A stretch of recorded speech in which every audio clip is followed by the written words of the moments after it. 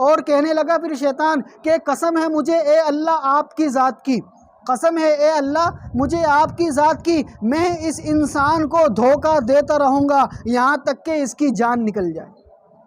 मैं इस इंसान को धोखा देता रहूँगा, इसको वरगलाता रहूँगा, इसको भटकाता रहूँगा, इसको आपकी तरफ आने ही नहीं दूँगा, इसको दूर ही दूर रखूँगा, इसको दुनिया की चीज़ों में लगा दूँगा, इसको दुनिया की चीज़ों के हासिल करने में लगा दूँगा यहाँ तक कि इसका इंतकाल हो जाए।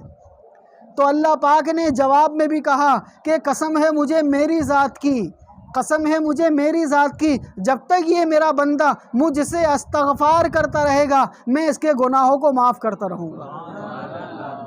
ए शैतान, ए इब्लीस, तू भटका कर देख, तू धोखा देकर देख, जो मेरा बंदा मानने वाला होगा, जो मुझे चाहने वाला होगा, वो तेरी बातों में नहीं आएगा,